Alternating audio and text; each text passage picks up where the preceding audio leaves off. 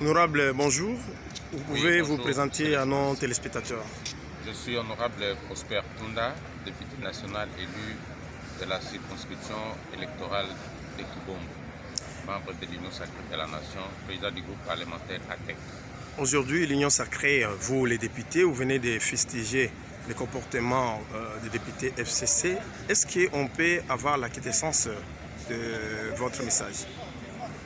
Oui, bien sûr, parce que après la plénière la fois passée, nos collègues députés de l'opposition du FCC, ils ont claqué la porte et n'ont pas voulu participer à la plénière où les discussions sur la proposition des lois portant modification et complétant la loi électorale devraient avoir lieu.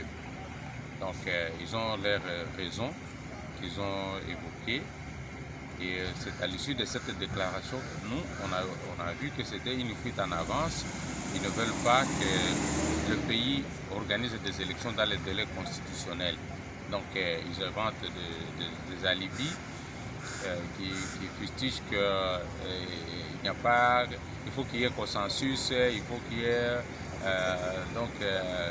large diffusion, il faut qu'il y ait consultation, et donc ils veulent emmener le pays au dialogue, alors que la loi ici en discussion, ce n'est pas la loi de l'Union sacrée de la Nation. C'est lorsque ils étaient aux commandes que 13 collègues avaient déposé la proposition de loi modifiant et complétant la loi passée. Alors, donc je ne vois pas pourquoi ils ont créé ces alibis, tout simplement parce qu'ils veulent créer glissement et démontrer que le président Félix Tshisekedi n'a pas voulu que nous puissions organiser des élections.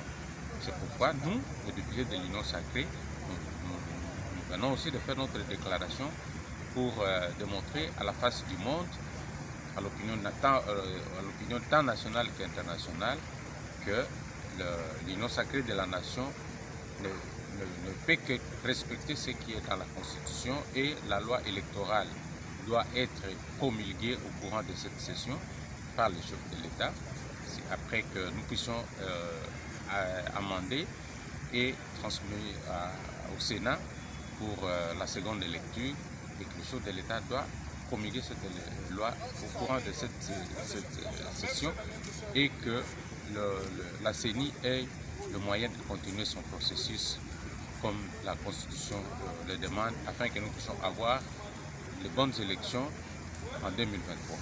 Vu la crise mondiale qui ronge le monde, est-ce que vous certifiez et vous croyez aux élections 2023 au Congo? Bon, on a toujours cherché des prétextes, mais nous sommes décidés pour qu'on ne puisse pas violer la Constitution. La guerre en Ukraine, bien sûr, il y a des conséquences économiques. Nous avions Covid, mais le pays ne s'est pas arrêté. Et ce n'est pas la guerre en Ukraine et la crise mondiale qui va arrêter le fonctionnement des institutions du pays. Merci. C'est moi qui vous remercie.